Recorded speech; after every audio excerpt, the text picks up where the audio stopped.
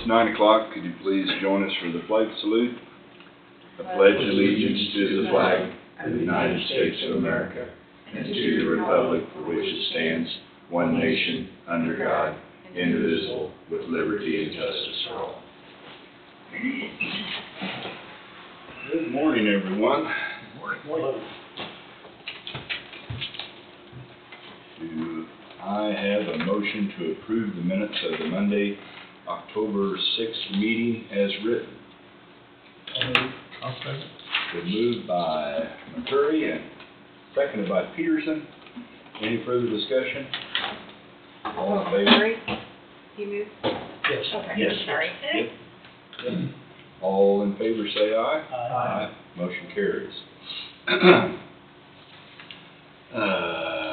Motion to authorize and direct the chairman to sign the Coffee County payroll notice for Kelly Roney, Jail, Corrections 1, reassignment of duties, wage classification from 30-21 to 30-21, wage from $26.63 to $26.63, effective 10/7/25. So I guess this is just to notify us of change of job.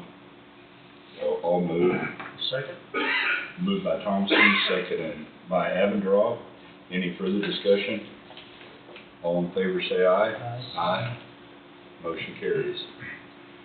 Motion to authorize and direct the chairman to sign the Coffee County payroll notice for Don Moody, Sheriff's Office, E911 Coordinator, step change, wage classification from 55-9 to 55-10, wage from $64,334.40 to $65,249, effective 9/16/2025. I'll make that motion. Do I have a second? Second. Moved by McCurry, seconded by Barker. Any further discussion? All in favor say aye. Aye. Motion carries. Motion to authorize and direct the chairman to sign the Coffee County payroll notice for Stacy Parks, jail/lead cook, promotion, step change, grade change, wage classification 20-1 to 30-5, wage from $17.93 to $21.23, effective 10/7/25. I'll make that motion. I'll second. Moved by Thompson, seconded by McCurry. Any further discussion? All in favor say aye. Aye. Motion carries. Motion to authorize and direct the chairman to sign the letter of support for matching funds for Coffee County transportation. This is, This is something you do annually, yeah, Okay. helps our funding. okay. You did? Peterson did. I'll second it. Moved by Peterson, seconded by Thompson. Any further discussion? All in favor say aye. Aye. Motion carries. Motion to authorize and direct the chairman to sign the annual application for Kansas Department of Transportation grant letter for COF Training Services Incorporated. So moved. Moved by Avendroth, seconded by Peterson. Any further discussion? So that is, we just sign that for their application, is it? That's also the similar annual thing for matching grant funds. Okay. Any further discussion? All in favor say aye. Aye. Motion carries. Okay. 9:05, Planning and Zoning Administrator Heidi Harris, case SU-2025-03, Planning Board recommendation. Good morning, Heidi. Good morning, Commissioners. So there's your packet. In front of it, you're going to find the checklist for the hearing, plus you'll also find the minutes behind it as well. Got yours.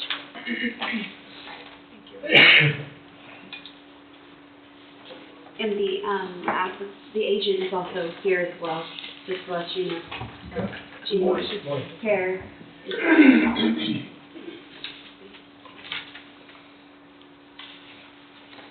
So, Mr. Chairman, can you start reading the checklist here for me for the hearing for the Board of County Commissioners?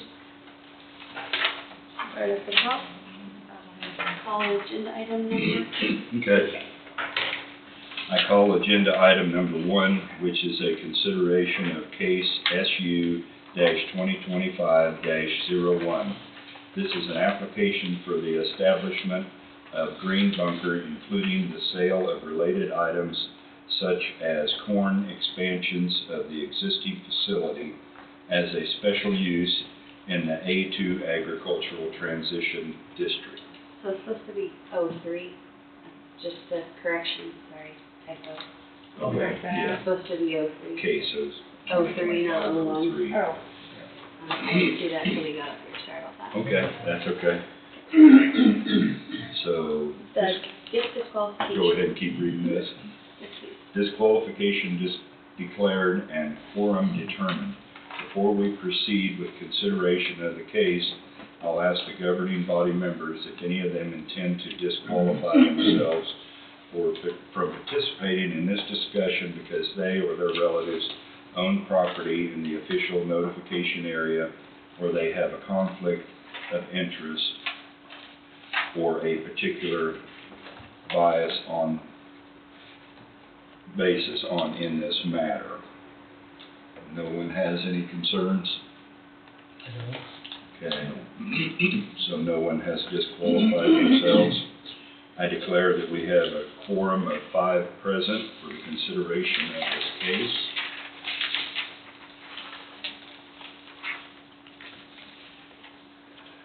Protest petitions. Has the county clerk received any protest petitions in this case? let me check. I Okay. believe this morning. Okay. But if there is any this morning, those won't count, because the deadline for them was last Wednesday, technically. Okay. Okay. Just to remind the board. Okay. Because, yeah, that deadline was last Wednesday at 5 p.m. Okay. No, we have not received any. Okay.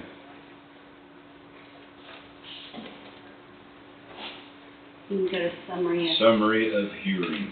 I asked the governing body members if they had all received copies of the unapproved minutes of the planning board meeting for September 24th, 2025, which summarizes the public hearing on this case. Okay. Zoning administrator. I call on our zoning administrator, Heidi Harris, to provide us with a report on the case and the recommendation of the planning board. Okay, so if you'd like to look in the book with me, you can go to the zoning administrators tab, and you'll see all the information. That's on the second tab where I'm at. Just let you guys know and see. All that information was presented to the planning board that night in that tab. And then if you go on to keep going to page 9, it gives you all the photos after that. In that same section, you see page 9, and those are going to be the 17 finders and factors that the planning board had come up with and decided for this case. They did do a recommendation for you guys for approval for this case, and then they decided to attach the following 2 conditions, and I'd like to read them aloud for the record. So one of the conditions was on-site and off-site dust control will be maintained by the bunker operator during the time of unloading and loading the bunker. This shall be by surfacing, watering, or chemical dust control methods. Off-site dust control shall be maintained on the gravel portion of F Street or Shetland Road to 3rd Street. And the other condition they had was the special use will be null and void after 6 months, after any current changes to the proposed use for storing grain of the sale of the property, if the use is not continued as a grain storage bunker. Okay. So, I need to pause you for a moment. I just realized, did you guys go into a public hearing? Did you make the motion? Okay, we need to do that real quick, if we can. And then just go back through just those few things. And okay, I'm sorry, I just, okay. I need a motion to enter into a public hearing at 9:05 a.m. for the purpose of consideration of case SU 2025-03 for the establishment of a grain bunker, including the sale of related items such as corn expansion of the existing facility as a special use in the A2 agricultural transition district. Also move. I move, Thompson moved, Barker seconded. Any further discussion? All in favor, say aye. Aye.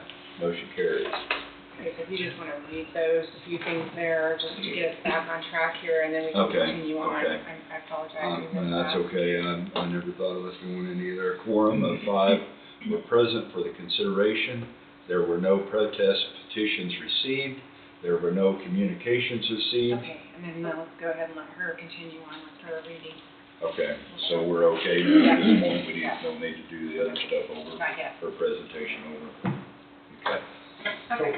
So we're on, We were just got finished doing the conditions, the few that they proposed, unless you guys see through this, that there's other ones you want to propose as well.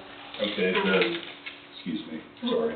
The on and off-site dust control, that's for the gravel for trucks and Yes. stuff, correct? Correct, yes. Okay. This, regulation is one that we use at our rock quarry sites, and we figure since there's lots of truck traffic going to be going on that gravel road, Sure. your Sure. citizens, when you look on page 8, which is 2 pages right before that, you'll see that the entrance right there on that bottom photograph, that's what would be probably a possible concern for that house over there off to the west. Yeah, And so we thought that would be a good idea to have them maintain that for that stretch. Sure. So, sure, but that's what that's referencing. Okay. So. okay. I just wanted to clarify what dust we were talking about. That's what dust. We're not talking about the dust from the conveyor belt. Right. it's just, We can't. just the road does. It's just the road dust.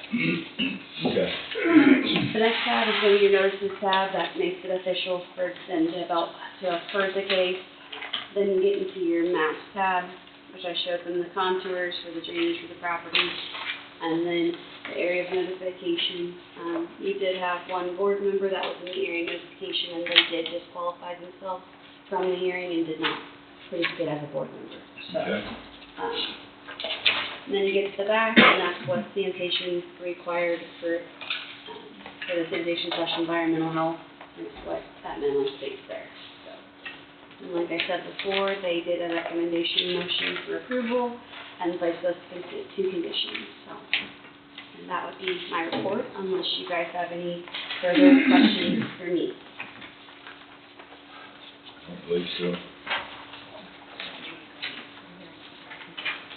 Okay. Written communications, are there any written communications or petitions from the public? County clerk could be asked to read them aloud, so we have none. Okay. Agent's presentation, does the agent wish to present any new information? I can talk about it a little bit. Okay, So, in 2020, whenever we built the original bunker, we did it for the needs to meet customers and to somewhat help out the community. The 2 years previous to that, we had used grain bags, and our grain facilities aren't right at the edge of town, so we had farmers coming in with 1,400 bushel grain carts loading grain, and we were taking them down the city streets, down 58 highway, tearing up the streets, tearing up the highway, and had our elevator been right across the road, or could we put the bags right beside the elevator and not have to be driving through town? I feel like that would be a better way. the last 2 years with our grain bunker, we've gotten rain on it. So far, it hasn't hurt anything, but to me, I don't know that a grain bunker is the best thing for southeast Kansas, but with current grain storage prices, I mean, I have a couple facilities bid now. Steel facility with a leg and everything's just under $6 a bushel, and concrete's a little over $7. We put up this bunker for just under $1 a bushel with the loading conveyor. So the reason for this, whenever we put in our original permit, we locked it. The permit states exactly where it sets on the property and the exact length. Well, with this year's crop, we were wanting to make it bigger. We had our pad rebuilt, and whenever they put it back together, the pad was not built to the same dimensions as it was originally. So technically, we are off of our original permit because we're a little bit longer, but we're a little bit narrower, but our bushels are the same. So with this new permit, it will allow us next year, if we need to expand in any and all directions, and it doesn't lock us into specific lengths of where we need to be. You will be able to expand next year if need be without going through Yes, everything so else. the way this permit's wrote up, we can do any expansions in any direction at any time without having to redo the permit again. Right. As long as they stay within the setbacks. Right. Right. Yeah. Okay. Yeah, I mean, we have setbacks from we designated, we own 30 acres there, and we designated, I think it's like 7.59 acres for this zoning permit, so, but we have setbacks to stay off of those property lines. Okay. Okay. Very good. Are there any questions to the agent from the governing body members? Okay. Public comments. Does anyone? Thank you for your consideration. Thank you. Does anyone from the public wish to respond to the agent's information or provide new information on this case not otherwise presented at the planning board's public hearing that should be brought to the attention of the governing body? I hear no comments. Do any of the commission members have a question for the public presenter? I guess we've already been over that.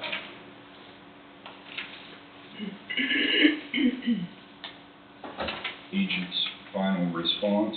Does the agent have any further responses to the, first there were no public comments, so I suppose you don't. Any commissioner questions? So continue on and read the rest of this. For the Board of County Commissioners deliberation. Yeah, Board of County Commissioners deliberation.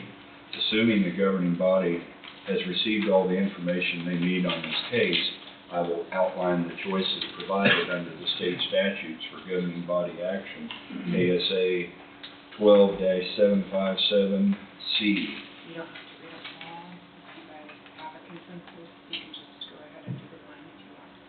Okay. Okay, so Number one would basically, Number one would approve the case.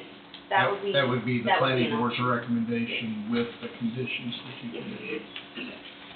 okay, so I guess the first option is to approve by a majority vote, move to adopt the findings and factors and recommendation of the planning board on case number SU-2025-03 and to approve resolution number 2025-958 for the establishment of grain bunker, including the sale of related items such as corn expansions of the existing facility. I guess I would move by Thompson, seconded by Peterson.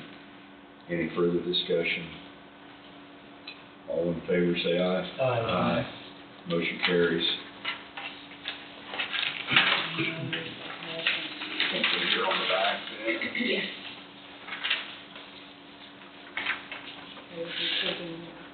Okay.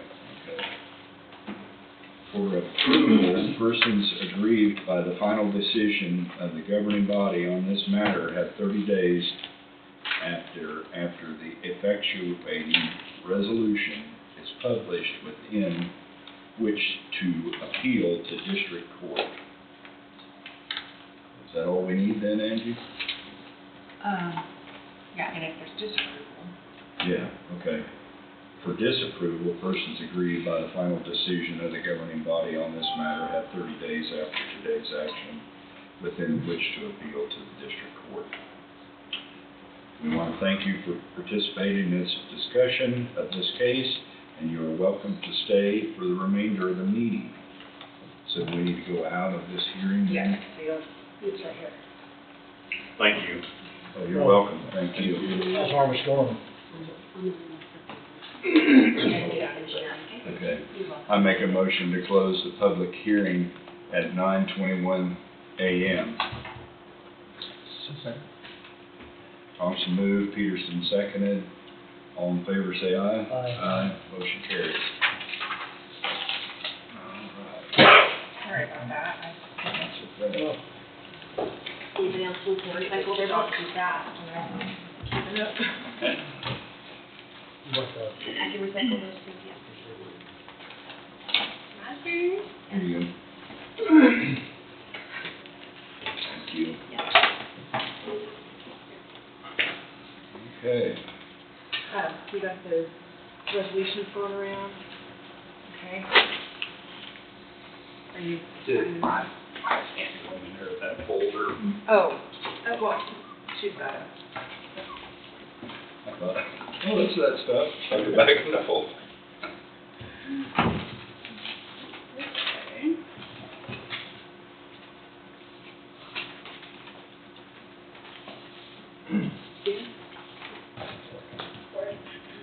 Okay, well, we can sign them later. if you find It's in them. the front of, Oh, they're there. right in the front of it. There's two of them. Okay, Sorry. it's Monday. It sure is. Pass around. I always have fun with that.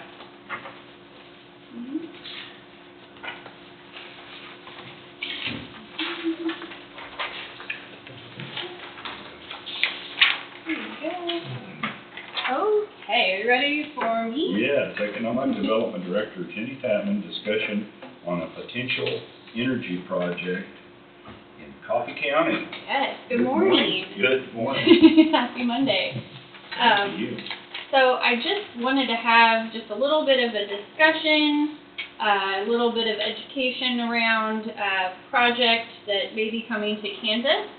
I had emailed you guys a whole bunch of information and some videos and some things. I think it was about a month ago, there was an announcement, an MOU was signed between Evergy and a company between TerraPower, just announcing their intent to look at Kansas for an energy product involving TerraPower's Natrium small nuclear reactors to bring more energy to Kansas. So I wanted to show just a quick video. I sent this out to you guys, 2 minutes, just to highlight what this project, what we're talking about, and then I've got a couple things to discuss and just to kind of see where everybody's at on this. So Angie, if you want to pull up the video. Yep. I think this is just the 2-minute video, so it's not very long. But I can get the yeah. sound if you want. I don't know what it sounded like. So I've been doing a lot of research about what natrium reactors are. This one kind of just shows it really nicely, really short. Let's see. The volume on there?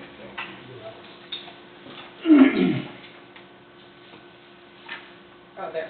There you go. It says I gotta 0. turn it up. Yes, you gotta turn it past 0. Muted. Yeah. It's okay. You wanna try that while I Yes. get the video going? Right. I think it might be the circle, There we go. here. I don't know how loud we want it. Let me rewind it here. Okay. Thanks, Angie. Wait a minute. transition, we will need innovation and new technology. There you go. TerraPower's Natrium reactor is one of the only truly advanced domestic reactors under development today. The Natrium nuclear plant is being demonstrated in Wyoming through a partnership with TerraPower and the U.S. Department of Energy. A truly advanced reactor, the Natrium technology brings decades of experience into a simple, small, and flexible package. The plant is designed with a nuclear island and an energy storage island. It all begins on the nuclear island. In the plant's reactor building, advanced uranium fuel is inserted into an enclosed container and covered with liquid sodium. A chain reaction starts when uranium atoms split and release neutrons and keep the metal coolant inside the reactor system.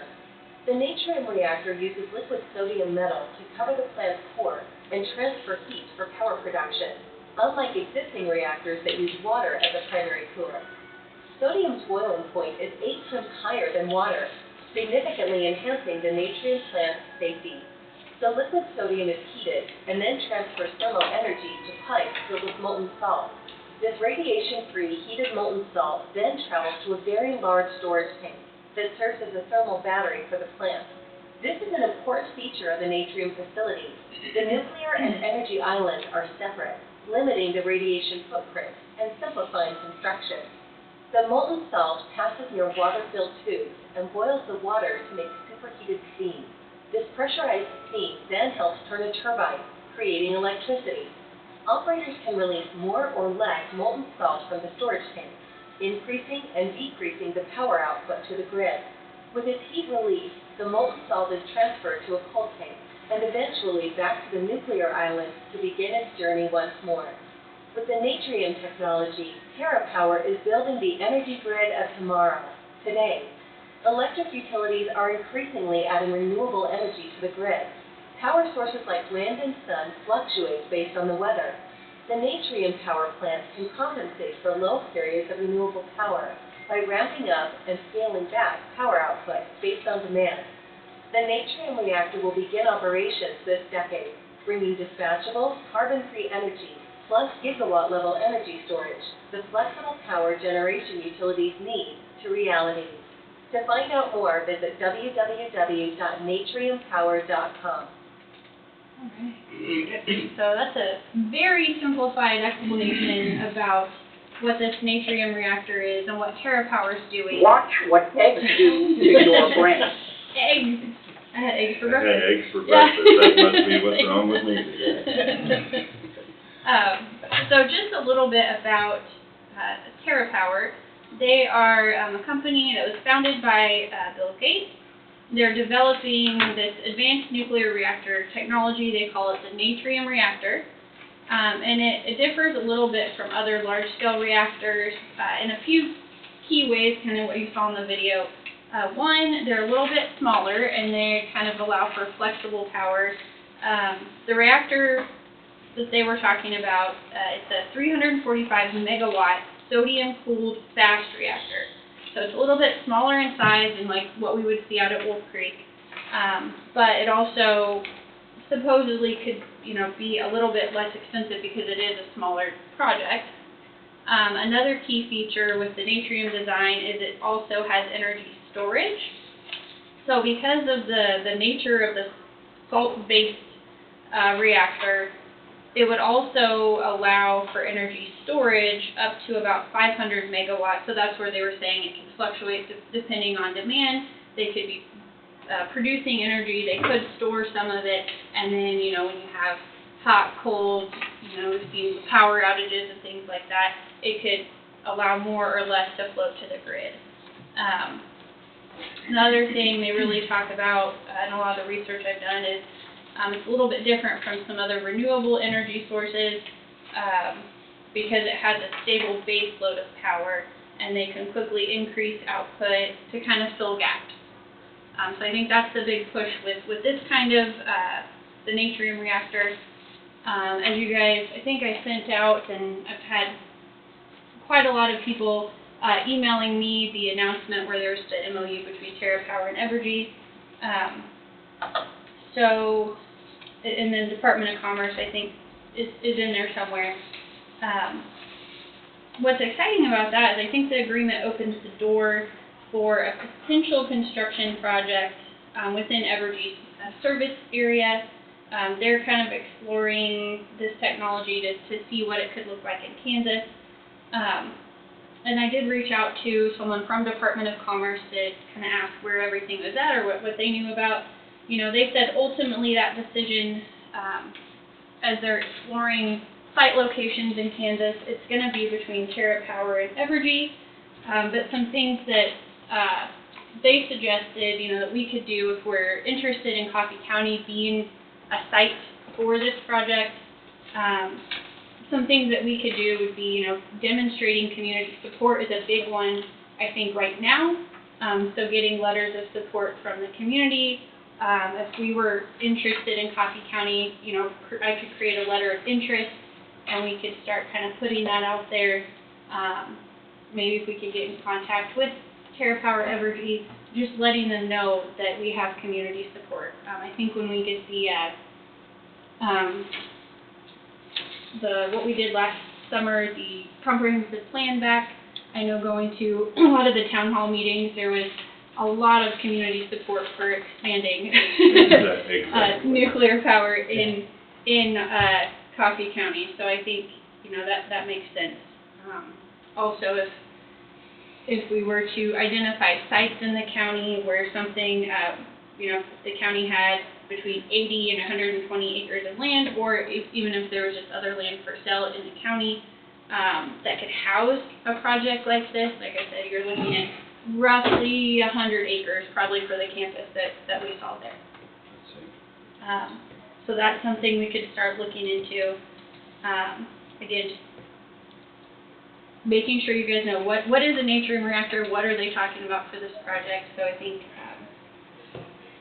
a lot of the information I sent you kind of so you know what it is if it comes up, you know, from community members. And then also I'll probably start looking into what kind of funding opportunities might be available if there is any, you know, federal funding or anything like that.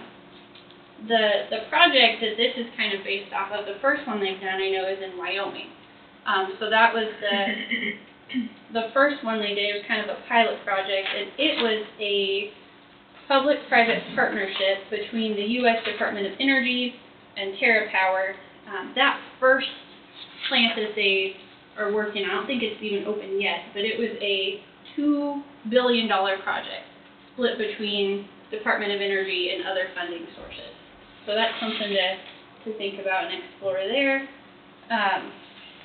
Also, they did note that was like because that was the first one, they expect the cost to, as they build more of these reactors, to go down. So it could be the next one might not be a $2 billion project, it could be less than that. What other notes did I have?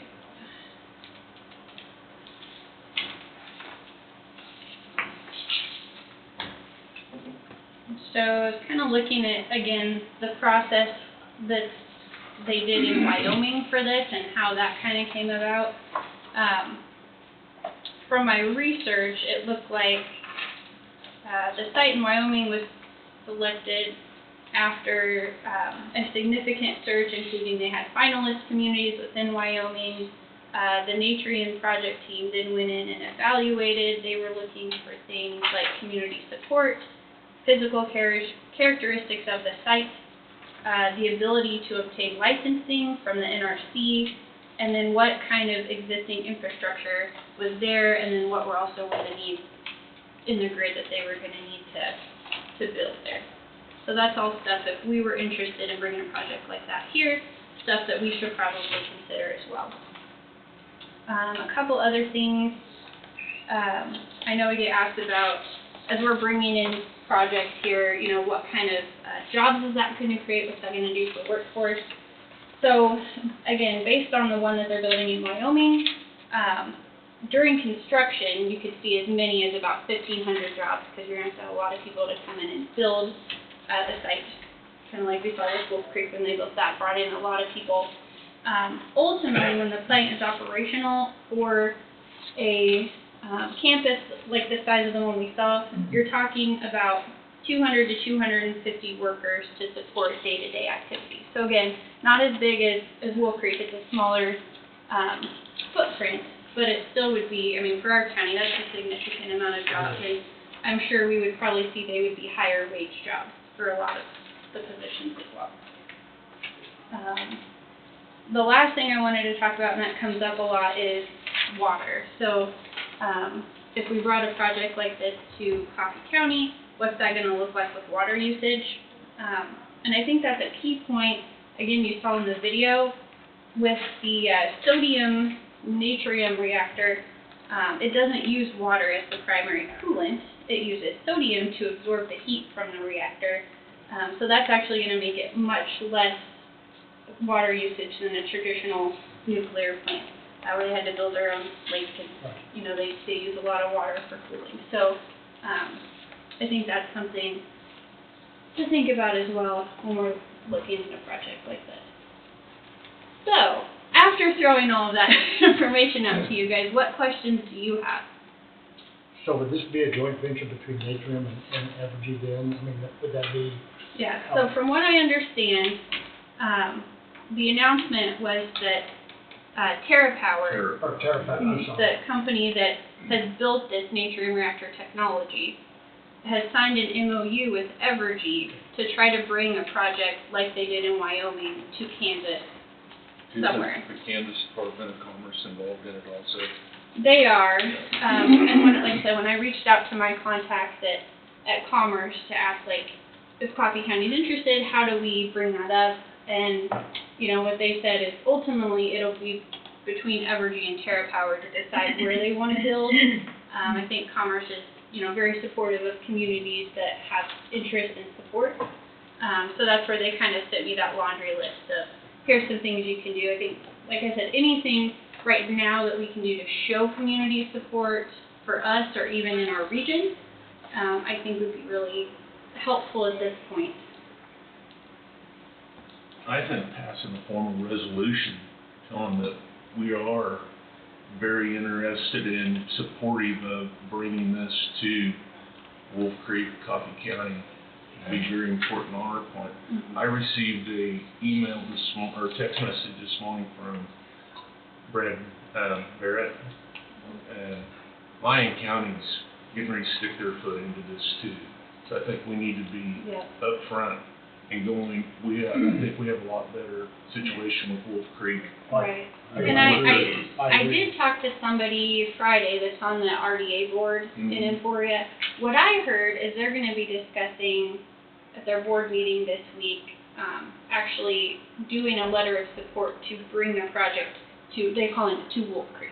To Wolf Creek. From what I heard is, and again, we don't know until they have the meeting, but that they're interested in throwing support to Coffee County because they know that could bring workers and people from Lyon County maybe getting some of those jobs as well. So I'll check in with them after their meeting, but I think that would be fantastic. I would think a resolution, and we could put all the bright lights and confetti and all that stuff out there that we're wanting this project, 110% supportive of it, would be a good start to go. Well, it fits well with what we've already got in the county as far as the new. I mean, everything there that they need is, we got the workforce, we got the area, the Wolf Creek was set up for a second reactor in the beginning.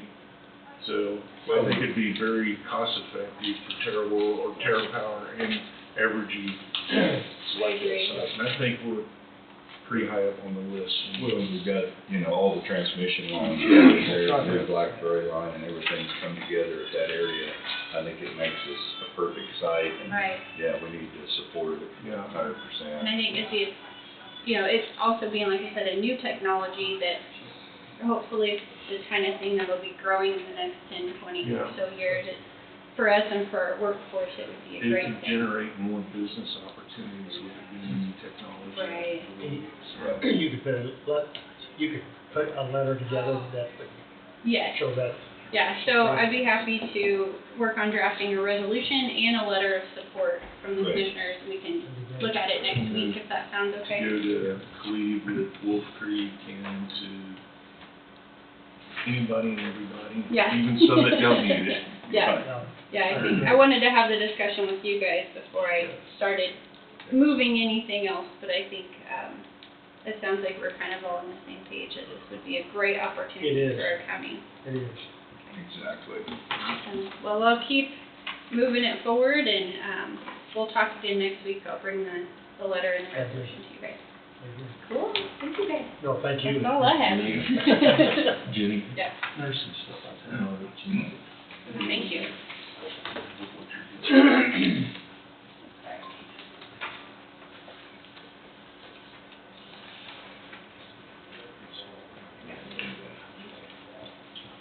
Okay.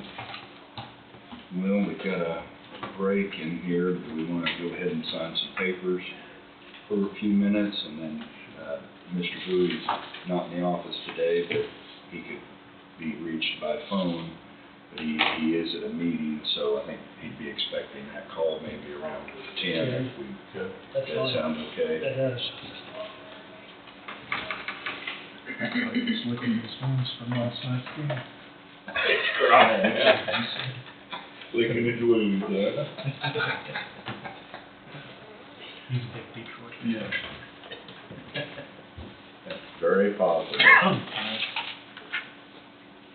Couldn't get out of bed this morning.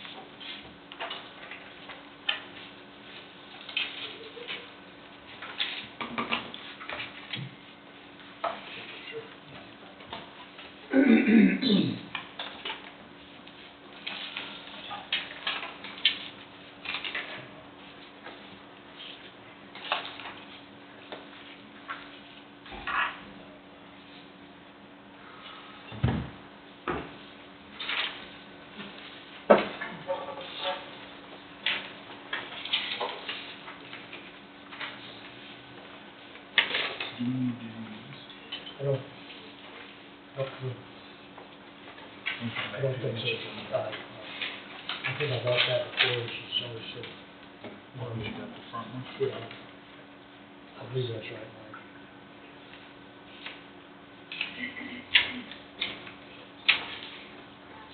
Angie? Do we need to sign that? No, just the front page, yeah. That back page is what. Just because I said that, doesn't mean that it's right. You did. That's fine. You don't have to.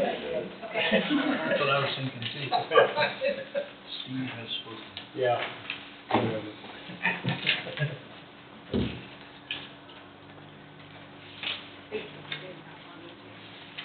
All right. Oh, that's okay.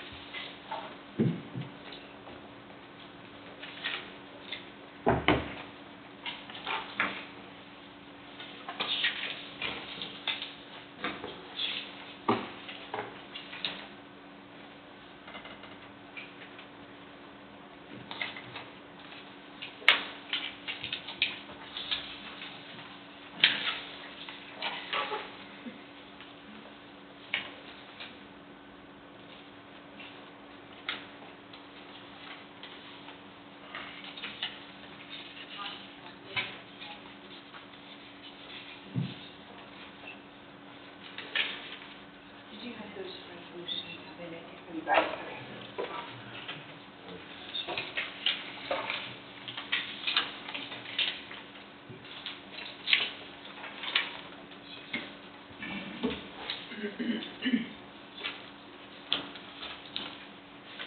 There's no signatures here, it's just, this is,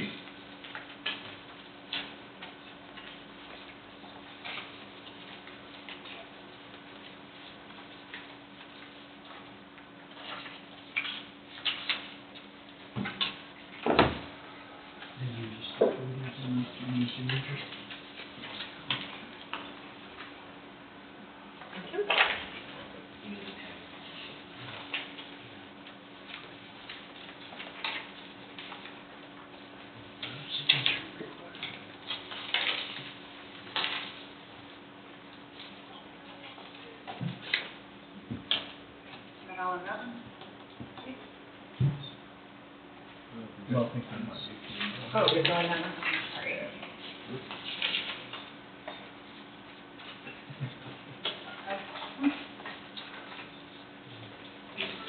All this comes in this one. Okay.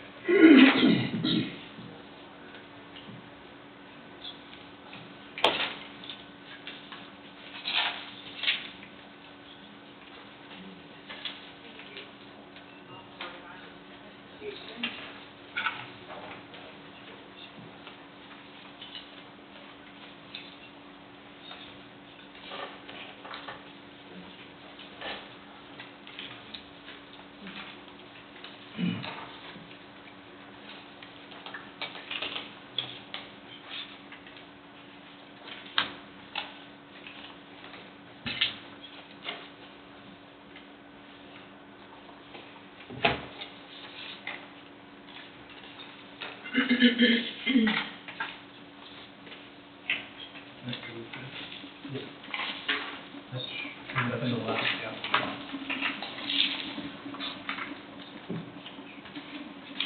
Here in a little while, you guys all have your crossing and stuff. Okay. And last week. That help you fill the rooms. Ryan won't be here later today. Do I? Ryan, so there's just one motion he needs us to do.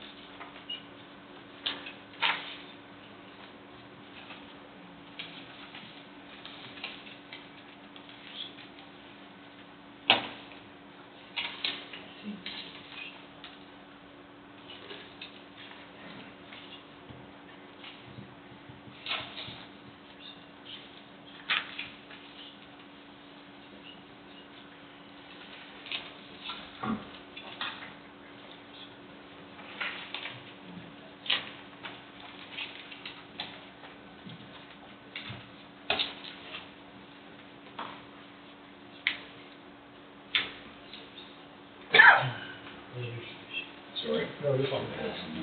No, you're fine.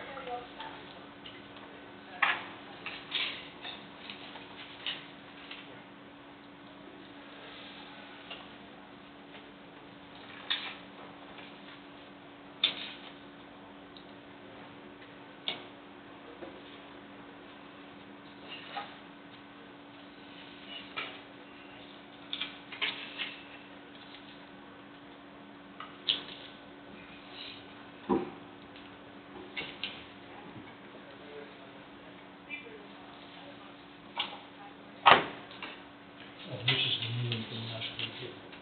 Yeah, I prefer crossing the street rather than a road. Right. Jacob's Creek deal. Yeah.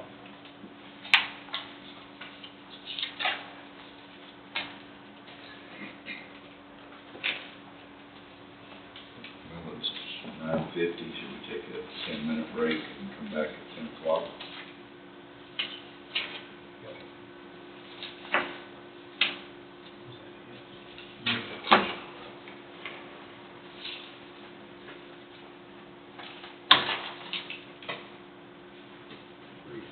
flip the switch to office.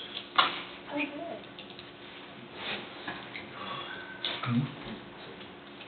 Get some fun. Okay, it's 10 o'clock, we're back, and I would make a motion to enter into executive session for 20 minutes to include each of the commissioners and Health Department Administrator Amelia Marchant to discuss personnel matters of non-elected personnel related to HIPAA under the Kansas Open Meetings Act, KSA 75-4319B1. I'll second that. Moved by Thompson, seconded by McCurry. Any further discussion?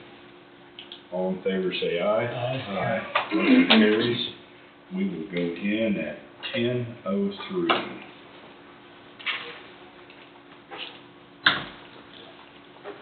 So we give you that. Not worth that right now.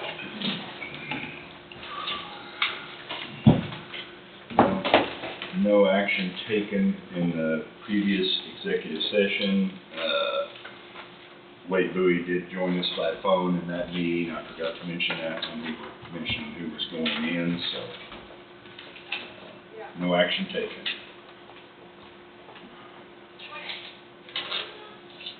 Okay. Coffee County Mental Wellness Board, Crosswinds funding request. Hi, good morning, Commissioners. We have a few of the Coffee County Mental Wellness Board members here today. Sheriff Johnson, he's the vice chair, and the committee, he's also a sitting member. So we would like to take the time to thank you for the opportunity to speak with you today. We're here to provide a brief update on the progress and initiatives for the Coffee County Mental Wellness Board, along with a potential funding request. We're proud to share that we've made significant strides in revitalizing and strengthening the board's structure and community impact. One of our first priorities was to reestablish a mental wellness board with a revised set of bylaws, ensuring our mission and operations are aligned with the county's evolving needs. With your approval, we also were able to appoint members to fill previously vacant positions, bringing new energy, perspective, and commitment to the table. In terms of the community investment, the board is focused on initiatives that expand local capacity for mental health awareness services. So we were able to provide funding to USC 244 staff to have mental health first aid trainer certification. In addition to that funding, we were able to provide 60 employees with USC 244 with the collaboration of Crosswinds for them to receive their mental health first aid training. So this initiative equips schools and personnel with skills to recognize and respond to mental health needs in both students and colleagues. We also covered registration fees for Bridging to Resilience conference. So this enables school districts and community members of Coffee County to attend and bring back trauma-informed practices and strategies that promote to long-term resilience. Additionally, we were able to offer some funding assistance to one of our local APRNs, so Advanced Practice Registered Nurses, who is completing her doctorate of nursing practice and psychiatric. This strategic investment is going to be used to help strengthen local access to psychiatric services in the near future. I did provide some data at one of our previous meetings to you guys that we are on the lower end for mental health support in our area, so hoping to bring some of these trained educators and officials to our area. We're hoping to help address that. So, looking ahead, I'd like to introduce a proposal brought forward by one of our board partners, Lucas Moody. So he is the Development and Logistics Director for Crosswinds Counseling and Wellness. He also serves as a sitting member on the Coffee County Mental Wellness Board. And with this funding request, he did abstain from the voting process. So they submitted a funding request for $125,000 to assist in renovating a new space located in Newstrom, which will allow them to expand their mental health services and better meet their needs of Coffee County mental wellness. So this space is expected to significantly improve access to behavioral health care within the county. So this proposal was presented to the Coffee County Mental Wellness Board, and we did go through all of the information, and we did have received majority vote in favor. However, due to the amount requested, we are formally presenting it to the Coffee County Board of Commissioners for final approval prior to proceeding. So I would like to introduce Lucas Moody to talk a little bit on the big project that we are planning. Good morning. Good morning. Thank you guys for having us. So I know that we provided a little bit of information, and I thought that I would kind of walk you through the two things that we had kind of given you. So the first one is really kind of a glimpse at Coffee County, so you can see some of the numbers and you can see some of the service area. So in the front, it really talks about the percent of people we're seeing, what the population looks like as far as Medicaid, commercial versus, and the uninsured numbers as well. It talks about the male and female ratio. Then on the back, I think one of the things that we talk a lot about is when you serve an entire county and it's got pockets of community everywhere, being about as centrally located as you can be really helps out. So I thought I'd provide you guys just a little bit of background on what has kind of walked us to the position that we're in now. We are currently in a building downtown. It's got 3 offices in it, and then we have brought in a mobile pod. So we had to buy kind of a metal framed pod. We brought it in, set it up, and are using that currently as an extra office. That pod sits back in where our group room used to be, and so we just ran out of space. This is the 3rd year of seeing an increased number in the youth we're serving through our summer program, and we're just limited on being able to serve any more until we can get some adequate space. We've had a lot of issues with the roof down there, so when it rains, we have to put trash bags over our computers to make sure that they don't get wet in case the roof leaks again, hoping that we have that stopped now. So when we went into the process of saying we need to relocate some building, it was in the middle of the microchip boom here in town, and so we looked at a lot of spaces. We worked with tycoons a little bit on what options we had around town, whether it was purchasing, whether it was renting, and really didn't find a ton. So we went down to New Straughn and found an old dentist office that was down there that was shutting down and said, hey, this is going to be a really nice space for us. That building was going to need roughly $500,000 to $600,000 worth of renovation work. So we applied for Kansas tax credits, got some Kansas tax credits at the tune of about $160,000. We've got 2 people looking right now at buying $50,000 by the end of the year. We've already sold another $16,000, and that money all stays into these projects for us to be able to do these renovations in the community. And so as we were looking, we invited the mental health board down, the mental wellness board down to look at the building, and they asked a good question. They're like, hey, now that things have changed, is this the right location? Was this the right building? That's a big number to be able to do renovations on. And so I called Ty back and said, hey, just to make sure that we're doing due diligence here, things have changed, is there a better location for us to be in? Is there one that's more affordable for us to be in? She looked and said there's nothing really available. She called me back 2 days later and said, I got a building that's coming on the market, it's not on the market yet, I think you should look. So about a half a block south of this building, kind of sits back behind Casey's, there was a tech company that was back there and was putting their building up for sale. The building was cheaper than the one we had already purchased. She felt like she had a couple people that were already interested in rebuying back that building, and the renovation cost is going to be well over 50% reduction in how much money we're going to have to spend there. The inside of the building needs minimal remodel, and it's more so taking down some offices to create bigger spaces for our case managers, but the group room doubles the size of the group space we have. So what you see here on the renovation plans is kind of the process that we're looking at. So everything in blue is an addition. We worked with New Straughn, and they had a vacant lot that sat right to the north of us that was owned by the city. There was no utilities on it. Not much was being done with it, so we worked with them to be able to obtain that lot. This will add roughly 20 to 25 square feet out and 40 wide. So we're looking at between 800 and 1,000 square foot addition. But what it's going to do is it's going to be able to open us up to 5 offices. So we'll be able to have up to 5 therapists there. The 2 small offices in the middle will be therapists when they're in town, but it'll also be mobile clinics so that if somebody needs to collect connect versus telehealth services. Those are the offices will also have a telehealth capacity to it as well. We're going to be able to take this space and add a patient navigator. Patient navigators are the people in the positions that allow us to move in the next step of same-day access. So in Lyon County right now, back in the day, if you needed services, you'd call and they'd say, hey, 4 weeks out, you got to do an intake. You do an intake, and then you wait 2 or 3 more weeks before you see somebody. Same-day access allows us 4 times a week for a certain number of hours. You can walk in and get services same day. That's where we're moving to, where everything else is at. Part of the expansion of this building is also, in case you don't know, I'm sure Amanda's talked about it, at the beginning of 2025, we went ahead and incorporated Corner House Services, which is drug rehabilitation in Emporia, into our programming. The intent on that was to both solidify us a drug and alcohol program overnight, but really help that program expand into serving all of our counties. That growth is kind of getting ready to start happening. We'll be able to bring it over and do groups and different things like that. They just bought updated curriculum on that side. So the money going in today is going to help us start these processes, continue to work on that expansion of that building. We're in it as well, so we've already paid for the building, and the building is bought outright.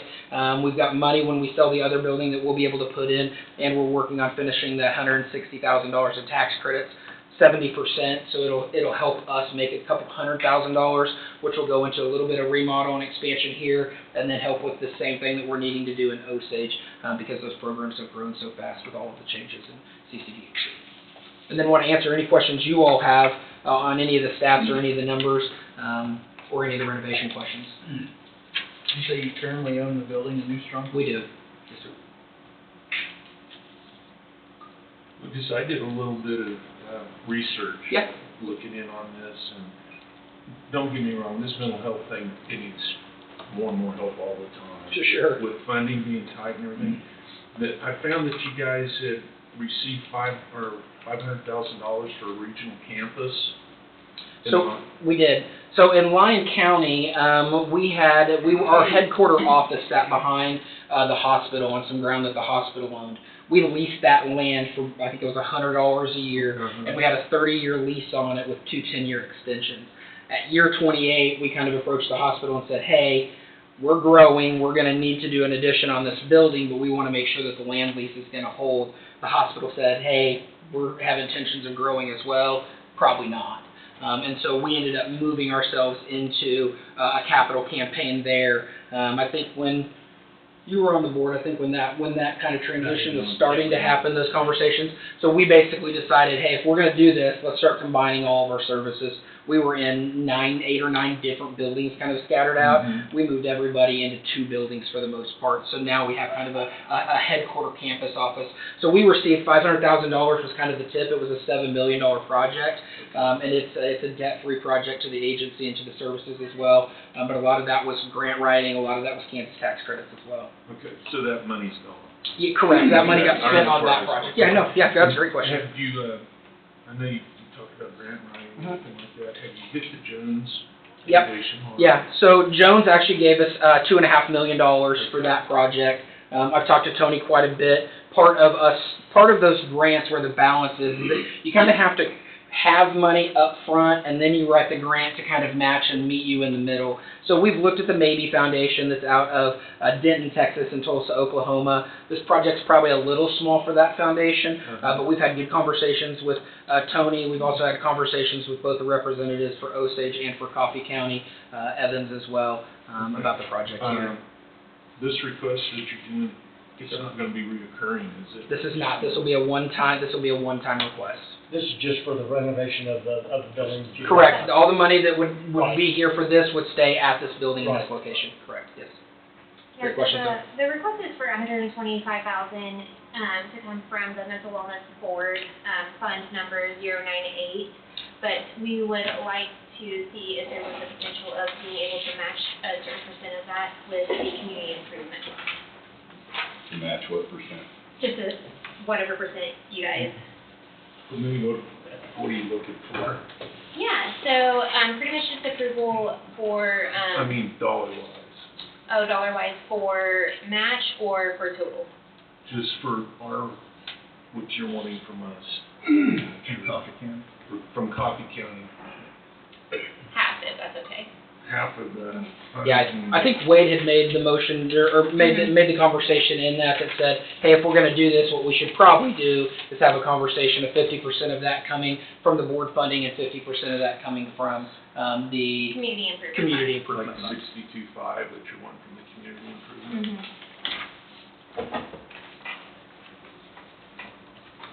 And just to give you guys a little bit of an idea, so currently, right now, one of the big questions is, how does everybody make their appointments? Where do they go? How do they get there? All of those things.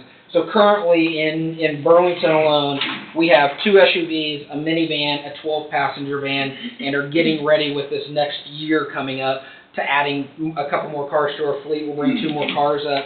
At the beginning, it would have been at the end of August, beginning of September, we had already put 25,000 miles just in maintenance, helping people get to appointments, grocery stores, community services here. Crosswinds as a whole has put about 600,000 miles a year on our vehicles, helping people get to appointments. So that is something we absolutely help with. And this doesn't have anything to do with this, but I know that you've got a staff member in USD 243 that. Yep. So.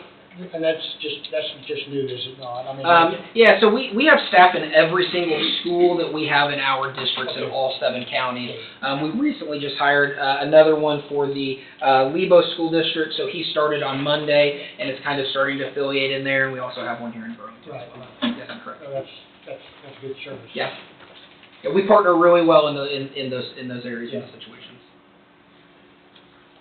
You got contracts to anybody to do the work out there?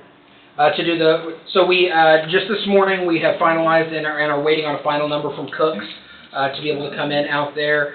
We're getting a couple bids on the outside physical structure. So the physical structure, we've talked to Francis Springman, who's doing some work over here, I think maybe for your new principal that had moved to town, helping them build their house and looking at doing that. And we've also been meeting with Evergreen, which is another company out of Emporia that would come over for the structure. Our hope is that as long as we can get good bids, our hope is that we'll be able to stay as local as we can. Cooks has provided us a ton of assistance and work, and we've worked really, really well with them and anticipate not being able to have to go anywhere else. They did deny, just for staffing-wise, looking at the HVAC, so we're probably going to have to go out of area for HVAC, but our goal is to be able to kind of play general contractor.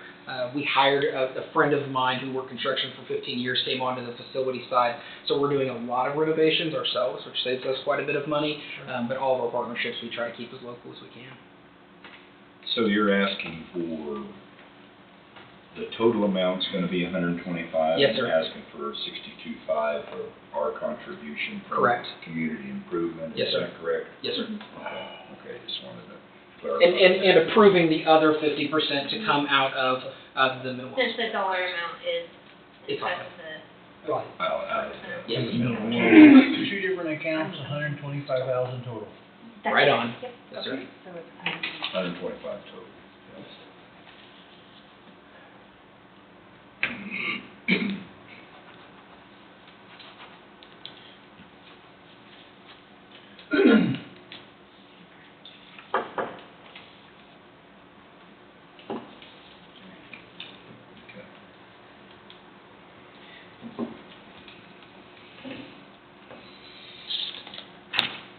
Well, I think whatever money we choose to spend when it comes to mental health comes back to us about 3 or 10-fold or whatever of the problems that ends up with our judicial system and law enforcement, everything else. So I totally support anything we can do. You know, They provide a great service. yeah, they do. I mean, I think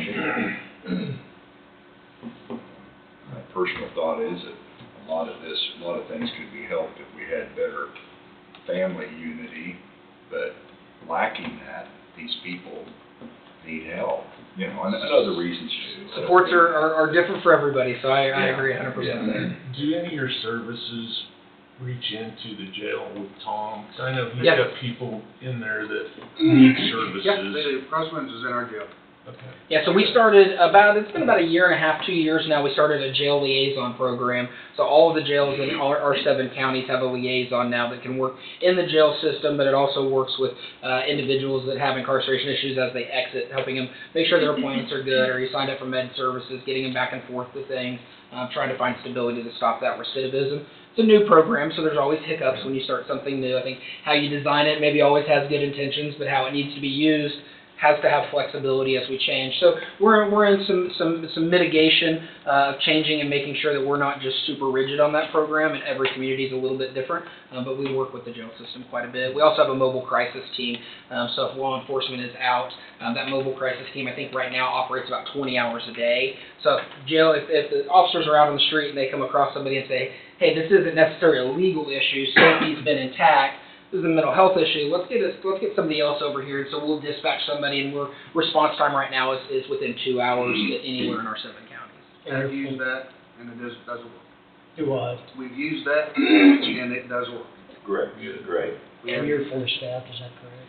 Yeah, so we've had a lot of growth. I mean, a lot of that's Right. federal government, but we're at about pushing 300 employees total within all of our counties. Currently here, I think we have 8 full-time employees. Getting ready to hire a manager in December. She'll come over, be able to start here, and I'll be a permanent manager for the area. And then I think we've got 1 or 2 more openings as well. So when it's all said and done, 10 to 11 full-time staff members. I think so many people with our state and federal prison systems, they fall in the gaps. Mental health doesn't want them in the prisons, get them, they don't receive any services, and something like what you guys are doing is a very good model for the Fed and the state. So this is a new program that is really kind of going statewide. So I would say a lot of our programs are now having some jail liaison programs. So it is something new you're seeing across the state. Great, great. It's a huge issue. So where would, if we did the 62.5, where would that come out of, Angie? Oh, I'm sorry. I have it on there, you can I didn't rework know. it. Is that community improvement reserve? Oh, yes. So I guess I'll read a proposal here that Angie typed up. I'd make a motion to grant a total of $125,000 to Crosswinds, with half, $62,500, to come from the Mental Wellness Fund 098, and the other half, $62,500, to come from the Community Improvement Reserve Fund. I'll second that. Barker has seconded. Do we have any further discussion? All in favor say aye. Aye. Motion carries. I appreciate your time. Thank you all. Appreciate all you do. Thank you. Appreciate all you I'll do. definitely pass it along to the people that do the hard stuff. Yes, sir. Well, thank you guys for your Thank you. continued support. We definitely appreciate it. No, thank you for your presentation.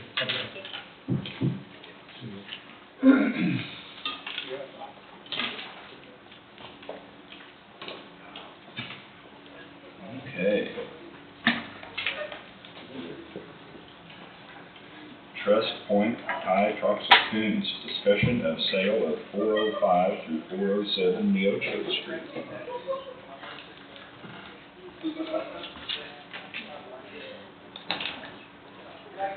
So, I think last week, I don't remember if I was in on that, there was some discussion, on the, let's get it wrong, 407 Neosho Street property, I've been saying 409 and I got that stuck in my head.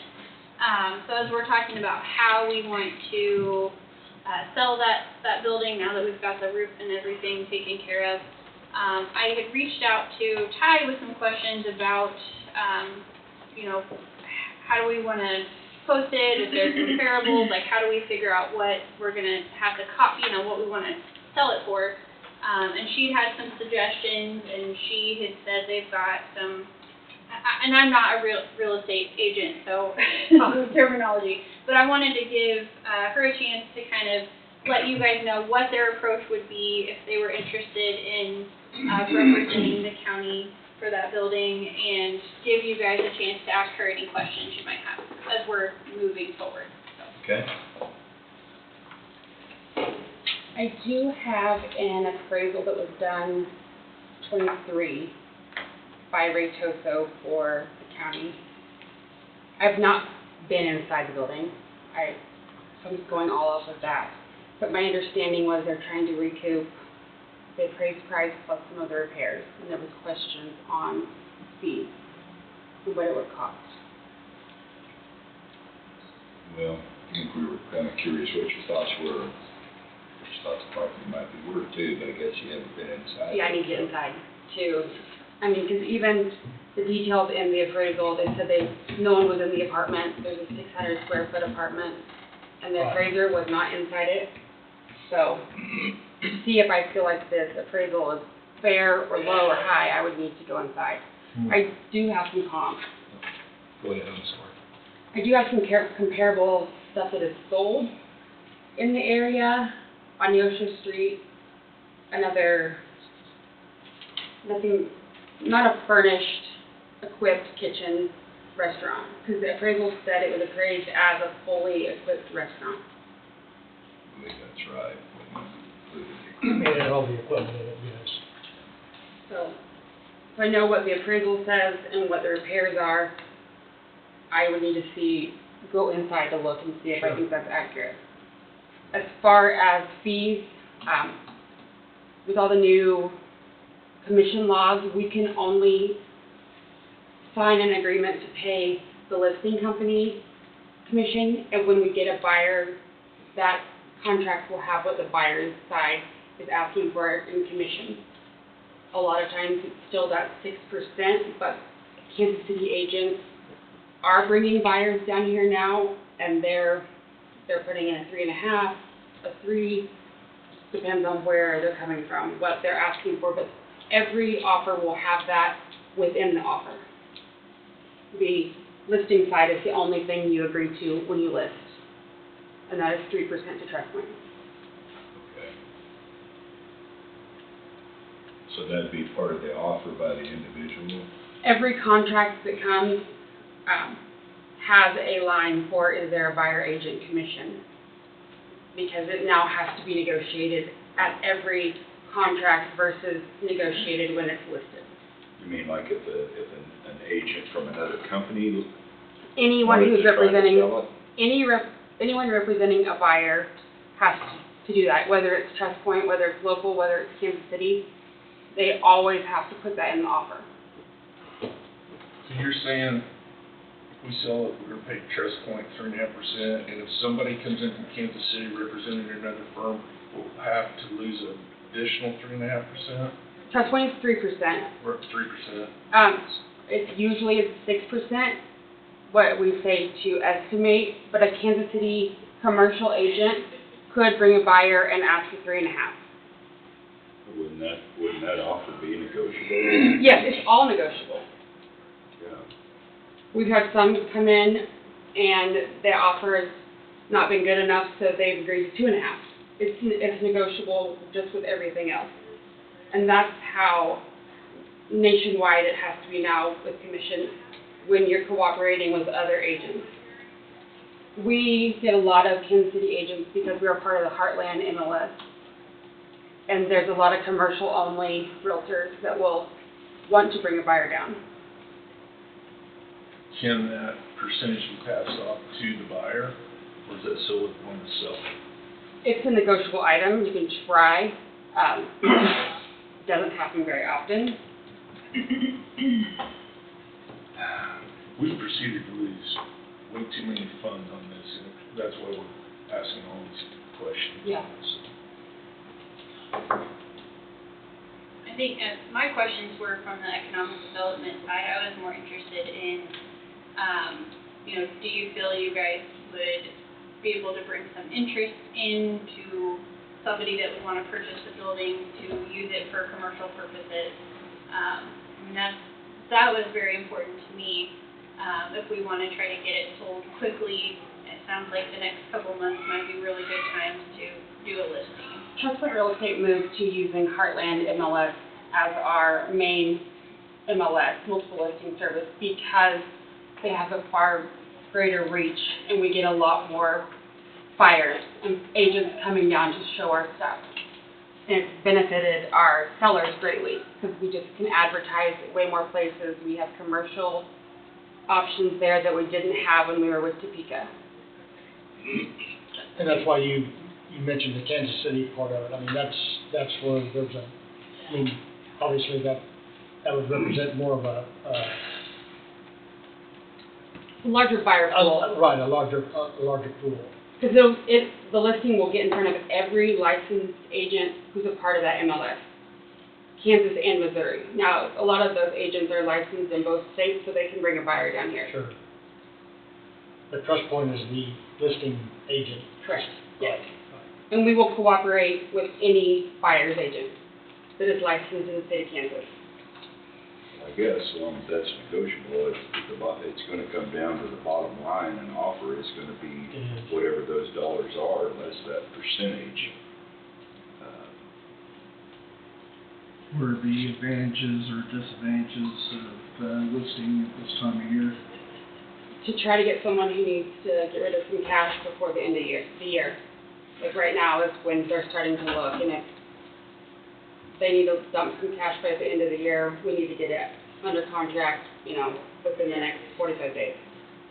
45 days. Yeah. So that would give you time to take a look at the building and make sure that. We need to get it under contract in 45 days. Oh. So we would need to get it a price, get it going, get it online. Right. Next week. Yeah.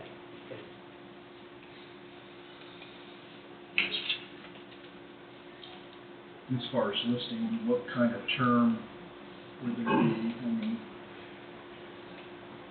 We 6 months, what we typically do. January is very slow. Days on the market start adding up. We can always withdraw advertising January, February, and come back fresh in March. We won't cancel the listing, but we'll withdraw advertising, and then we can start out back to 1 day on the market, like in March, when it gets busier again. So for your 3%, does that include advertising? Yes, all the advertising.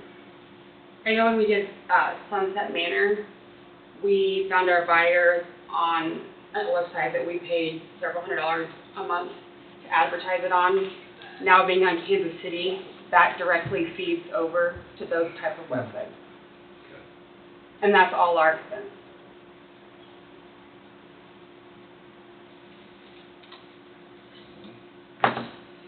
I'd like to see her go down and at least look through the building and establish a proposed valuation on it. Yep.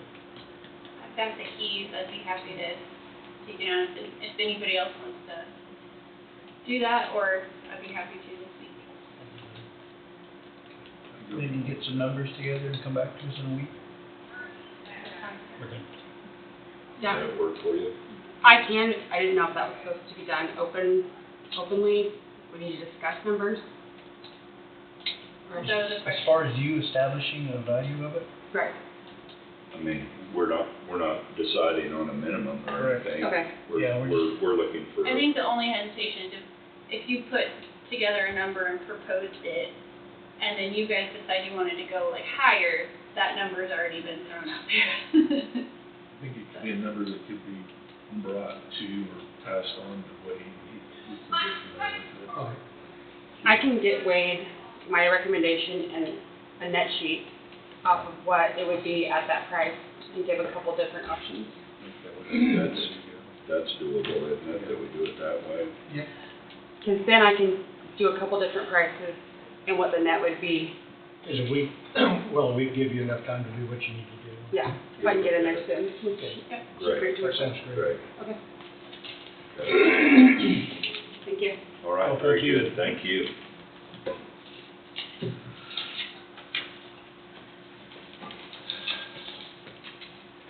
Okay, Patrick Wood, 75 Housing Development of KHITC Resolution. Good morning. Good morning, I'm back. Sorry about this. Welcome back. Welcome back. We're most surely here. Yeah. So, I was told a couple of years ago that if the grant administrators ask you for more information or request stuff from you, that's a good thing because they're looking at your stuff. So, Right. they've come back and they've asked me to get a resolution from you guys for the Kansas Housing Income Tax Credit. And it was, in years past, I've never had to do that. get a resolution from you guys because it's all through us, it's all through the development company. But they want to be able to see that, you guys are behind it and that, you're supportive of it. So that's what that resolution is saying. And we did get everything turned in for the MIH grant application. This is your other application you're putting in. Yep. And again, this just shows that the county is in support of your project. It's just a letter of support, basically, is what they're asking for. And what this is, they allow for Coffee County, they will allow $32,000 a door for a tax credit. Unless you guys drop in population and get below the 8,000, then I can get 35,000, so.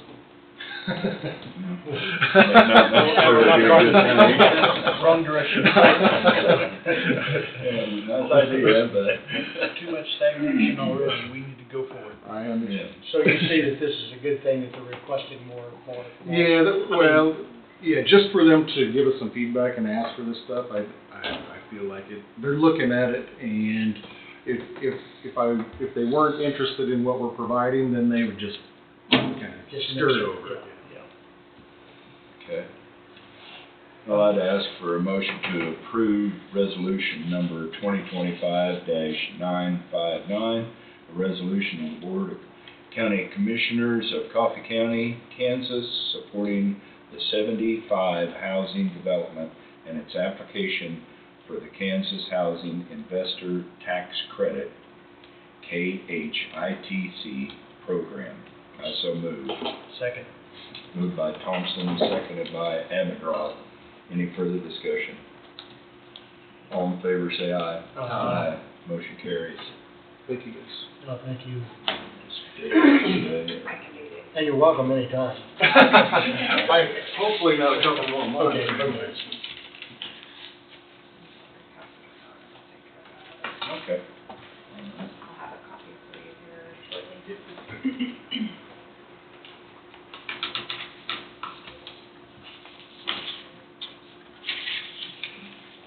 Steve?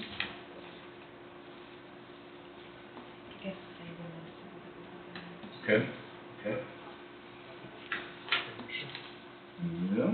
So are we all signing this resolution, Yeah. Yeah, it's or on. in the resolution, we authorize the chairman to sign the resolution? Oh. How did you do that? On number 3 on the now therefore be it resolved. Oh. We just need to remove that. Okay, don't sign it, then I need to redo that for you real quick. If I was reading that right. Yeah. Okay. Well, the chair did sign it, but others are too. To just remove that paragraph, you think? Or actually, I guess you can go ahead and sign, and I'll just remove that paragraph. If you want to scratch that out, Mark, and I'll print off the top front page. I think it's the same as what the last resolution was. The wording is that for future stuff, it would be Wade that would sign. Okay. Oh, this is just a signature page, so we knew it signed. Yeah, so should I remove that paragraph, or leave it? We left it in the last one, but it comes back to that all of you guys don't have to sign for the next, and I don't foresee anything for this that even Wade would have to sign, so. Okay. We're probably in. Yeah. Who's supporting Wade? Yep. Yeah. This time in the morning. That's more of that crossing myself, I mean.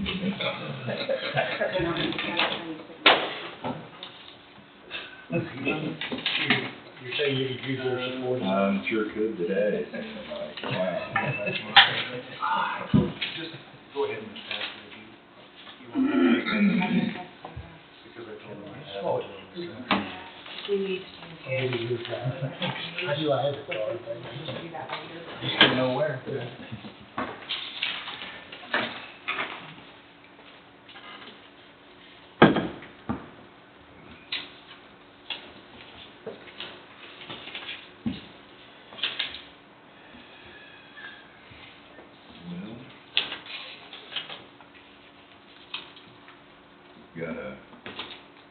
say Ryan wasn't gonna be able to be here today. So, I don't know if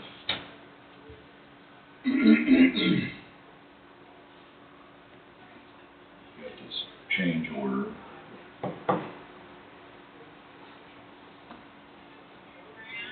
We need, whether that needs done today or, Wonder why it went up. yeah, Did they, change of, Is it an additional tonnage? he increased tonnage, I think. Did he not, did he say something last week to that effect? I can't remember. I thought it was a change of, the amount. The amount. Of tons and. but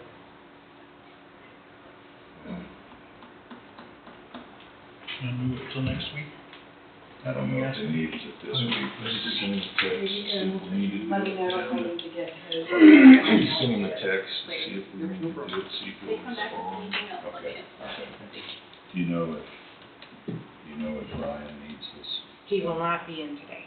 Yeah, but does he get it done today? He needs this motion, yes, he said. Okay. So can I call him or do you? Probably, know if he's- I would imagine you could. okay.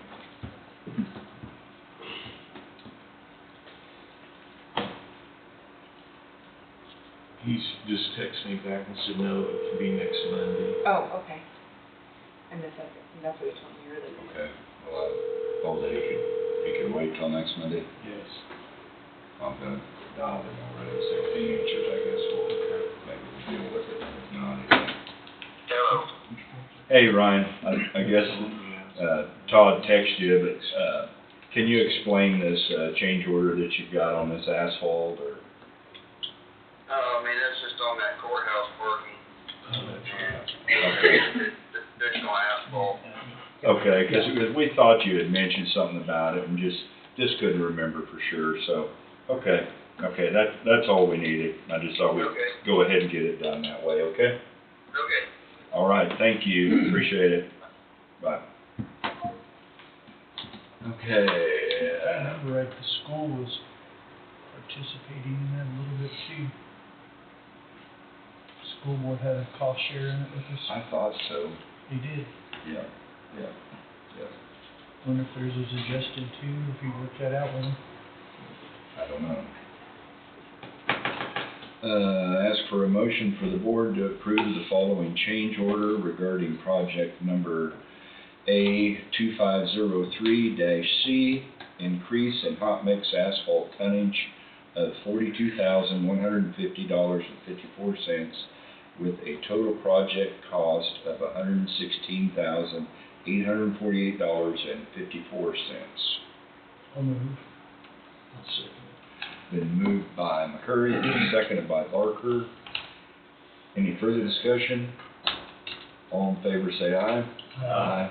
Motion carries. All right. Do you want to visit with us, sir? I do, only because Ryan asked me to give you a couple quick updates, so Okay. I can do that. Good morning. Morning. I'll start with the airport road. Just a quick update. We finally got a progress schedule from the contractor last week, and so base rock work will be taking place this week, pending weather. Asphalt will go down in the next 2 weeks, starting on the week of the 20th. And that work will be completed in the last 2 weeks of the month. And then their dirt work will be what they wrap up in the first 2 weeks of November to finish the project proceeding. That's the schedule as we have it from the contractor today.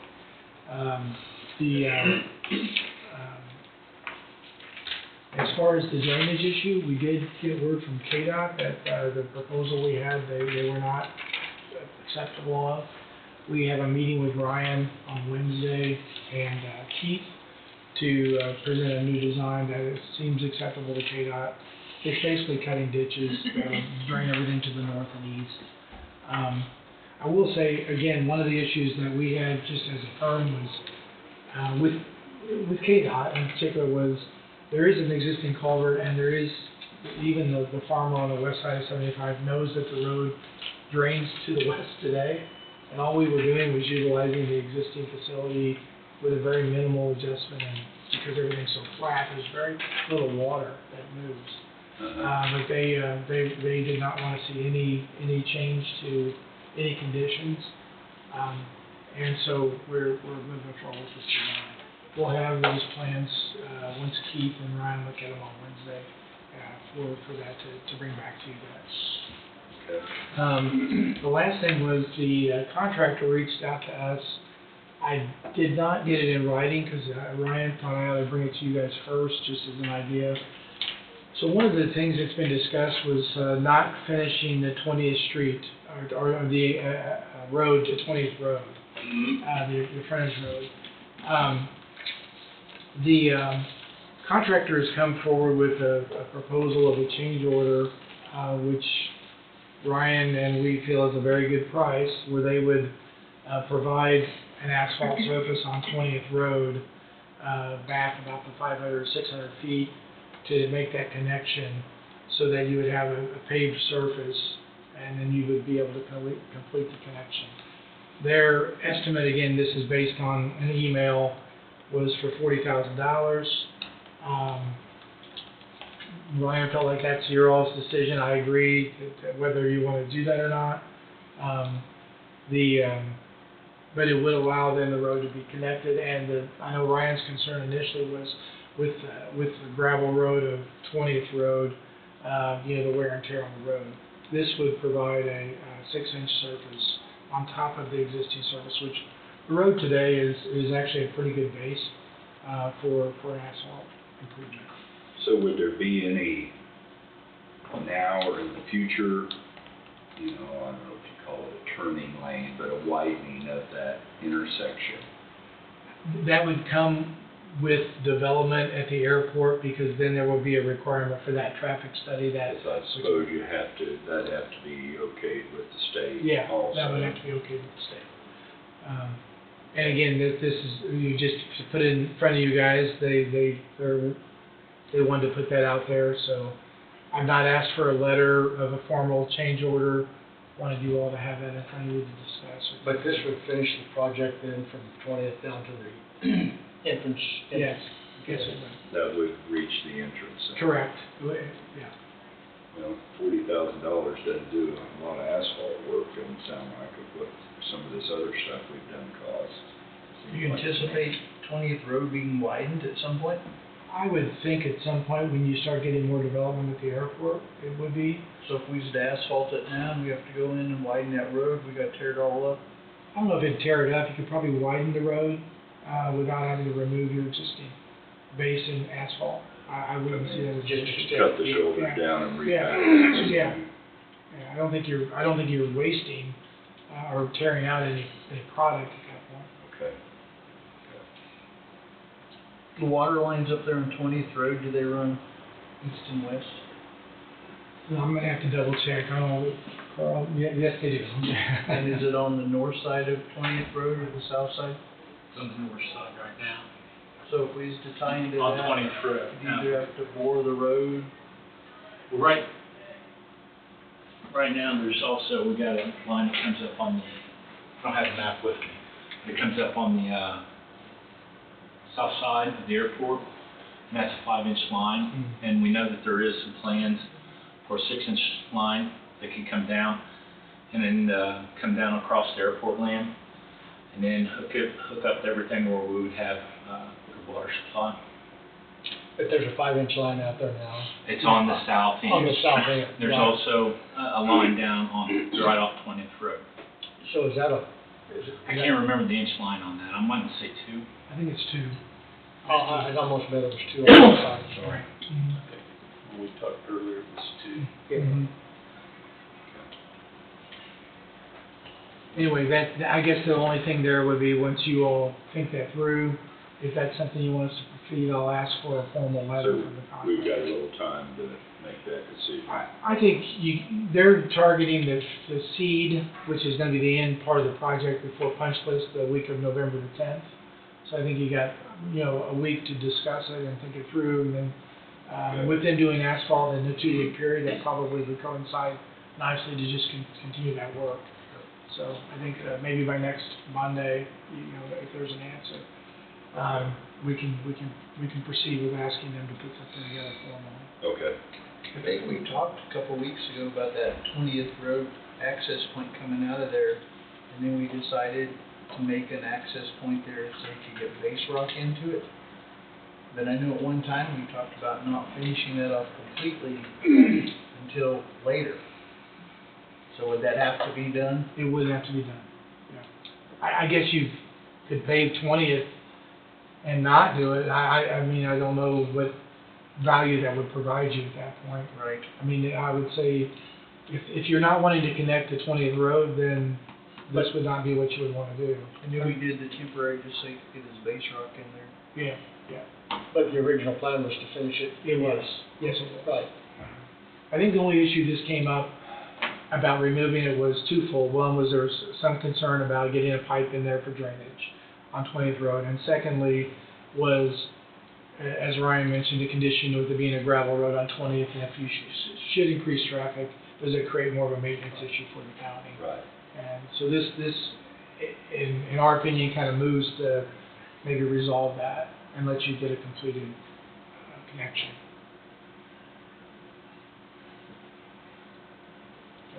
Okay. And we could think about it again. That suits everybody. Then the last item I had was, I've been telling you we're getting pieces from Canada on the water study from Coffee 2 and City of Burlington. I have, I won't read it all, but I do have a summary for you. We did get the information from Midwest Engineers for the Coffee 2. This will be added to the final report. I'll just go through a couple of the highlights.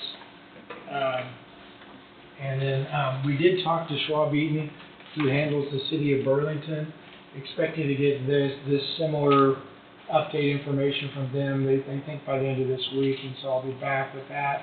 And then we're going to take all their reports, put them as appendices to the water study itself, and then we'll have a final summary for you all. Probably some of this in here is redundant, but this is our summary. Couple things that stick out, I'll mention on Coffee 2 system. They serve roughly 1,250 population. Their water supply primarily is the City of Burlington. They average about 4.15 million gallons per month, which is slightly below their contractual maximum of 4.5. But they have had exceedance issues 12 times in the past 3 years. The big thing that jumps out there is the list of priorities, which you can find on a couple of the back pages. It is apparent from their engineer's perspective that they need to add a 250,000 gallon elevated tank. Their system pipe age and material is roughly 55 years on average. They are beginning to experience water loss in the 10 to 15% range. Ideally, in water systems, you'd like to be somewhere in the 5 to 10%. So it's not horrible, but it is something that they see as a problem that's only going to exacerbate itself as it goes forward. So then as you go through, again, the priorities that they have identified, total up to about $42 million of improvements that would be needed, not only to keep their existing system operational, but also to deal with growth in the county. So again, this is for you guys to take a look at and read. It'll all be included in the final report, but wanted to get this in front of you once we gather these pieces. Okay.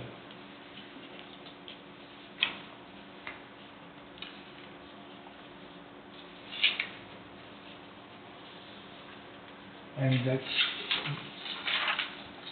all I have for you. Okay. And it's like I said, as soon as we get some the City of Burlington stuff, I'll be back with that. And Commissioner, I did I do have a electronic version of all of our construction logs. If you'd like to see those, I can forward those to. That'd be great. Yeah, I can do that. I have all those tracking from the beginning of the project today. You're talking the airport room? Yeah, airport road, yeah, sorry. Yeah, I'd like to see those also. Okay, good deal. I'll put those together in an email and get those to you guys. Thank you. Thanks so much. Thanks. Okay, thank you, David.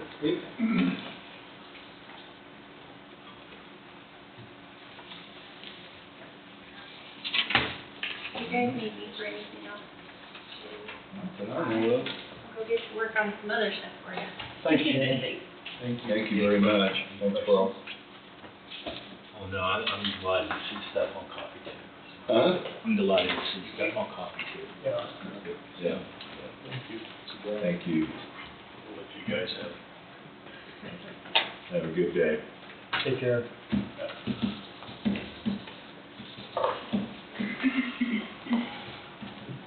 Well, that's it for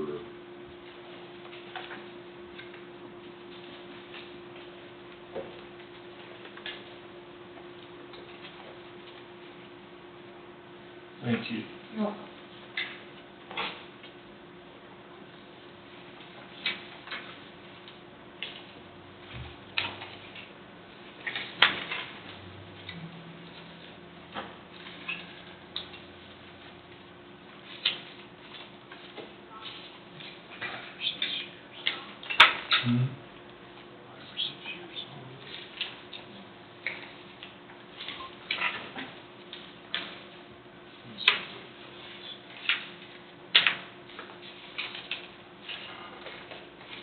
I guess that's everything on our agenda. I guess we want to do roundtable. Yeah, I'll start. I had Angie last week make a copy of the, what do they call it? Compensation classification study report that was done in 20. And this report you saw in your paper there is roughly $44,000 that was spent on this study. And after I read through it, we're not close to doing what the recommendations were for it as far as moving people salary-wise. And what I'd like is you guys to read through all of that. Wade and I talked a little bit about it. We need to kind of figure out what we want to do instead of letting it just kind of be a free-for-all coming in here. One of the things he suggested, nobody should be making a pay raise between 3 to 5%. We've had the last two that I know that have come through here was over that. They set a time for COA. They set a time for moving on the salary, like an 8 to 1 date, and take care of all of that time instead of this every time we turn around we're doing something. And I really think that we need to go through that, each one of you, and maybe get back together and discuss this and see how we want to do these salary moves on it, instead of just saying we're going to do the salary at an expense of $44,000 and you don't use it. It's kind of, to me, it seems a waste of money if we're not going to do it that way. So you guys read through that and maybe we can talk about it next week at the round table. Okay. You got a thought? Yeah. Okay. All right, thank you. Mark? You do not have anything. Mike? No, not really. Pretty good shape. You have a big old one? Lucked out. I don't have anything. I'm good. I don't either. Angie? I do. So we will go ahead with Thanksgiving dinner on the 20th, which we kind of talked about that last week. On the street closure, should we wait until Wade's back then and have him guide us on what to do? Because Yeah. honestly, I've never, in 24 years, done any kind of street closure. We've only done road closures, so I don't know. And he's got a different, set of statutes on that. So I guess in working with him, I did send a copy of it to him. I believe I did. If not, I'll make sure I did do that. So Maybe next week? yeah, Yeah, we will. Yeah. And, yeah. And then, another thing we wanted to talk to you about is, so last year, in November is when we generally set which days were gonna be, like the holidays and pay dates and all that, okay? Well, I guess we didn't really look at the calendar that closely last year as far as when we were coming up on Christmas. So if you guys would, look at your calendars in December, just so you can see what I'm talking about.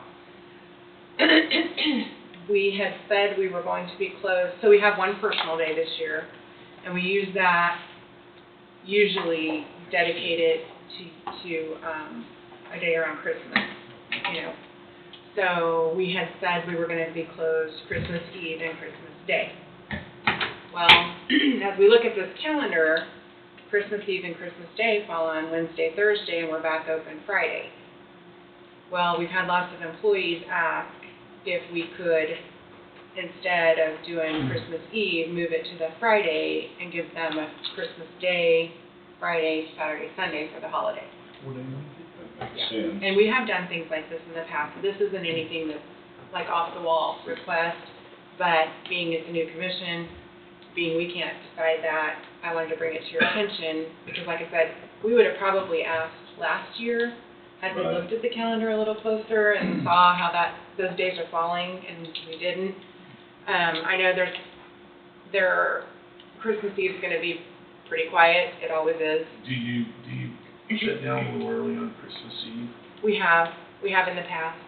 Usually it's been around noonish, and I'd be supportive of that. Yeah, Nice that's an important It time. looks like a very nice holiday weekend there. yeah, we don't get that every year. You know, it's not an every year thing that it actually kind of falls like that. So, Well, if that you makes guys, more sense than doing it on Wednesday, pushing it into that Friday. yeah, I mean, and then everybody comes back Friday, and then nobody's really not Nothing there. happens then. Right. Yeah. And it's kind of unfair, you know, for employees too. So, It'd be better to work Thursday than, because. Yeah, with family coming in and Yeah, stuff. going Yeah. out It's of better town. to work Friday than. so you're okay if we go ahead and close at noon Christmas Eve, because there will be people not coming in, and then be closed Friday all day. Yes. Okay. Yes. No, it doesn't cause any grief with any of the other offices with I'm sure. taking and, doing, paying bills or No. getting anything. No, we'll be fine. And it needs to be put out probably quite a bit beforehand. Yeah, That's I'll what- send one out today, so. All right, They thank you very much. already They need will, that. Friday? huh? Good. Can you work that Friday for us, Richard? They will appreciate it, I'm sure. Down there I've at been front hit up door. many times, and Richard's been hit up, so he came in to offer any extra if we needed, you know, Yeah. what he's heard from I people left too. the bat. He didn't bring the bat. I like how Mark got that on the paper. Yeah. Thanks. The way things work. Okay, It was efficient. and that's all I have, I think, this week. Oh, I won't be here next Monday, just so you know. Okay. I will be out of town, have family things going on, so I'll be gone Monday, but Casey will be sitting in for me. I will always be available by phone, but Okay. Next Monday's a potato bar too, so I can't believe you're skipping out on that. I know, I didn't know about it. So, So all you need is a head nod on that vacation changing that day. well, actually, let's do a little motion if we could. Because we had an actual form that that the commission signed last year, so. Yeah, so it might be So good. we'll, thank you, Richard. My boys say for- thanks. Okay, thank you. Fine work. Yeah.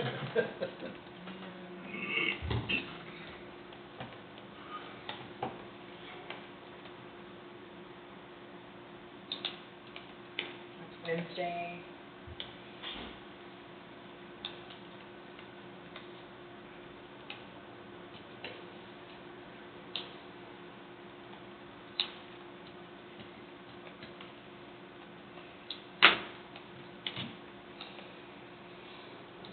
Are you sure Bowie doesn't want to have an executive session? Well, I could call him. So, ask him if he's got any roundtable. Yeah.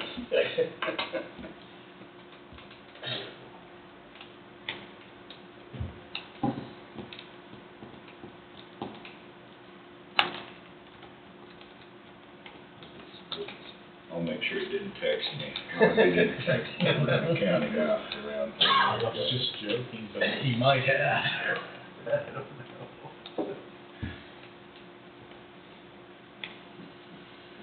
Okay.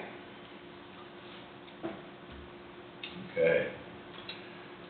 I'd make a motion to close at noon on Christmas Eve, Wednesday, December 24th, close all day Christmas Day, Thursday, December 25th, and close all day Friday, December 26th. We could add for the Christmas holiday. For the Christmas holiday. I second that. Moved by Thompson, seconded by McCurry. Any further discussion? All in favor say aye. Aye. Motion carries. That's probably good if we do that. Thank you very much. Thank you. I know they will appreciate it. Like I said, I've had less ask, and when you're, a lot of people are moms and we're working Yeah. to do stuff, or family, you know, it's nice to have that time. So, Okay. All right. I guess nobody has anything else. I guess we'll adjourn at 11:28. Thank you, everyone.